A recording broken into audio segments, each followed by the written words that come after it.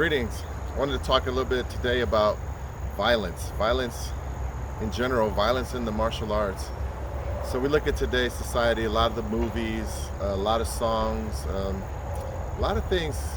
I don't want to say promote violence, but I think they do kind of desensitize people to violence and the impact that violence can have on other people. So there seems to be a little bit of a lack of compassion.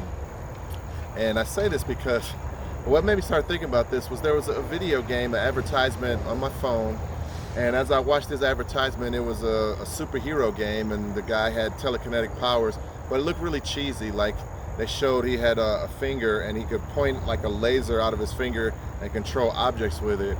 And they said he was a hero, but what he was doing was he was taking objects and crushing people. And these guys are, supposedly villains, and he's supposedly saving people. But it's like crushing people, and there's this outspurt of blood when he crushes people, or he'll lift the people up and drop them off of buildings, and they'll fall and just splash. And the graphics weren't that great, so it was like a kid level game, very, very low quality graphics. But the whole concept of this guy being a hero, and the fact that he was just randomly killing people with his powers, kind of just didn't sit well with me. And I was thinking about violence in general. Violence exists. It has always existed. And sometimes when you're a martial artist and people say, oh, you're violent, they think you're violent because you learn ways of either controlling a person or disabling of the person's weapons, or stopping the threat, an existing threat, in different ways or different means of doing that. Some of them not so nice, right? So I just kind of wanted to talk about that, because we as martial artists, we tend to be peaceful. We tend to not want violence. Sure, we may have fun when we spar, things like that, but I think our main goal is actually not to fight, not to ever have to use our skills in a real situation. There are actually two trains of thought, or two ways of thinking amongst people when it comes to martial arts. The first one is being that the word martial implies that it is military, it was very warlike. So the fact that martial arts were used for killing originally, the weapons they used, the swords, kwandaos, maces, whatever it may be, those were intended for killing. And so people did train in that manner. And there are people who still say, hey, martial arts is for destruction. But then there's a group of people who I believe think or say that martial arts is for building honor, building not only courage, but also self-cultivation, becoming a better person through the martial arts. So which one of those camps is right? Probably both. It's probably somewhere in the middle. So if you say you're a martial artist, you do need to have certain skills to defend yourself, control situations. But you do want to self-cultivate. You do want to have the type of personality that wants to preserve life rather than take it. So with that being said, in our Green Dragon principles, there was a saying from the show Kung Fu, and I don't know if it existed before the show, but it was told to me from several different angles. Like one of my teachers told me this, and another one of my friends would do this, and then I see it posted all the time. But I believe the first place that people saw it was on the Kung Fu, and it was about preserving life. It says check rather than harm, harm rather than maim, maim rather than kill. And then we kind of leave it blank there, but the last one is kill rather than be killed, right? So when you check a person rather than harm them, that means you're doing everything you can to avoid the fight or avoid any type of situation that could end up in a fight. And then not only check rather than harm can also mean checking yourself. So one of my kid students actually came up with that one. It was something I had never thought about. I had said this saying for years. I taught it to people for years, but I always thought about checking the other person, like, hey, however it may be, like, hey, I don't want any trouble, or even just a look saying that you don't want trouble. When you're nice and you have a nice personality, people might try to take advantage of that until you show in your eyes a steadfastness that says, hey, I'm really not the one to be played with, right? So that's a form of checking through with the looks. But checking yourself, checking your ego. taking a L on a social level. Like, okay, I can back away from this.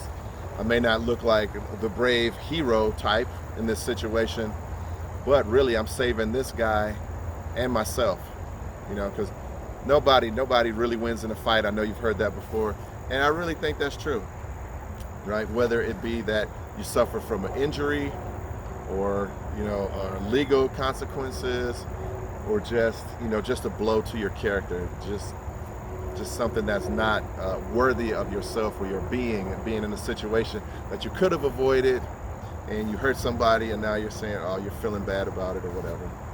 So with that aside, there are some situations that may be unavoidable. I mean, I've been attacked before, I've been jumped, and I've been in fights that I definitely could have avoided. It was ego, I think, or at the time I didn't think of it as ego. Somebody's car alarm going off there or something. But I didn't think of it as ego at the time, There's a manly thing where, nobody's going to disrespect me. Nobody should disrespect me. I'm not going to be disrespected, and I'm willing to come to blows for that. But it's not really that important. There are more important things in life. So going back to the maim, or going back to the check rather than harm. So check the person, check yourself.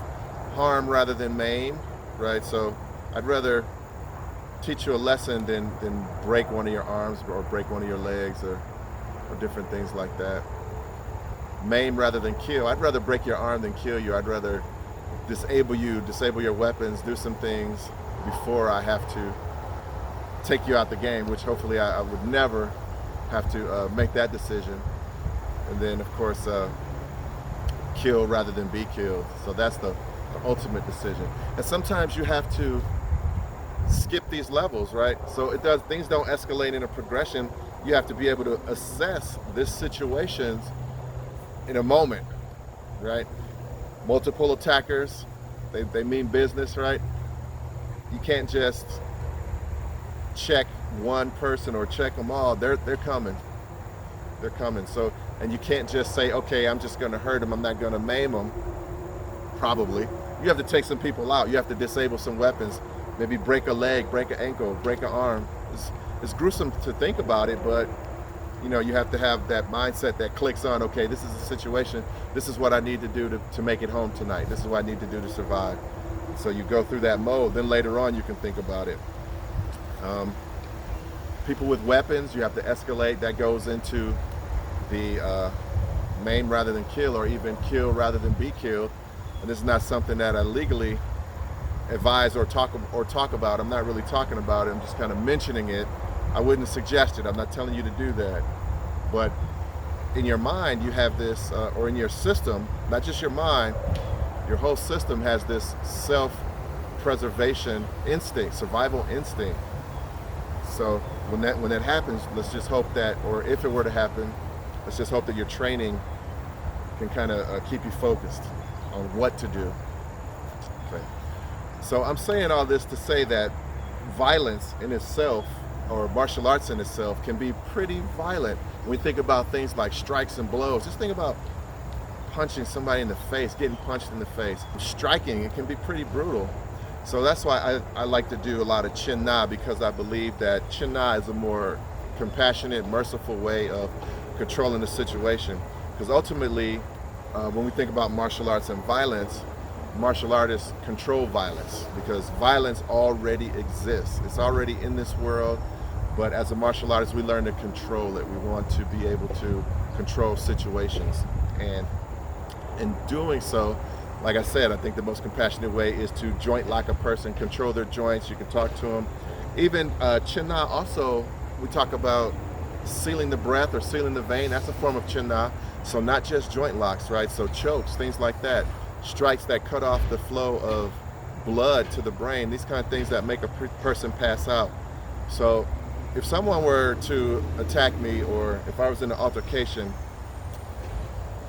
and I lost, I would rather get choked out, become unconscious, have the person let me go and leave, than to be knocked out, repeatedly hit to the point where I pass out because my brain is taking trauma, it's getting smashed against my skull.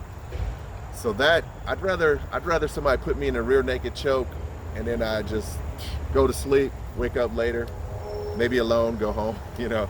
So that's what I wish upon other people if they were to attack me.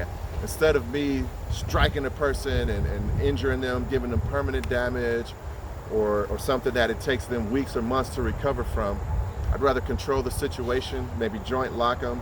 From there, maybe talk to them, or if I can get them into a choke situation, just choke them out, lay them down gently, and leave. So, like I said, depending on the level of the violence, only then can you do that, assessing the situation. So that's my spiel on violence in the martial arts. Like I said, if you've seen movies like The Raid, that's a pretty violent movie. Raid 2, but it's also very realistic in terms of violence in martial arts. So there's blood, there's weapons, people using different techniques that really can destroy your life, destroy a person's life, and that's something that we try to, like I said, we try to avoid. But if somebody has that mindset where they don't mind using violence in these manners, they don't mind using weapons, they don't mind hurting people, they don't mind taking things from you, taking material possessions, taking your livelihood, taking your life. There are people that don't mind this, and like I said, me seeing that video game, it looked like it was for kids, and he's just killing people with these powers and blood everywhere. So are we actually creating a society where people are becoming desensitized, where they don't mind doing these things, listening to that type of music that promotes violence? You don't care about it. You actually idolize the person, talking about killing people, shooting, doing this, doing that, disrespecting people to look cool, for fun, for what I want to say, clout, things like that. So, I grew up listening to certain kinds of music. I played deadly video games, Mortal Kombat, things like that, and I've watched a lot of movies that have violence in them.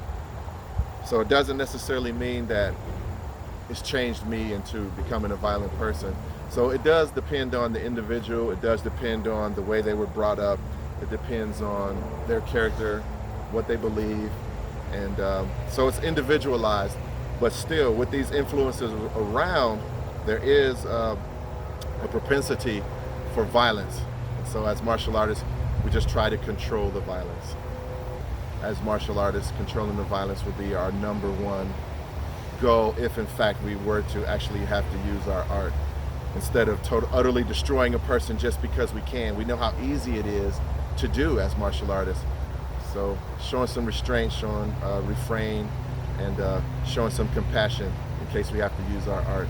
So once again, I want to thank you for supporting the channel. I want to thank you for listening to me as we talk about violence in the martial arts. And these are probably some things that you already know, some things that you already feel, but I just felt the need to express it. And again, I just want to thank you for joining me, and I'll look forward to seeing you in the next video. Thank you.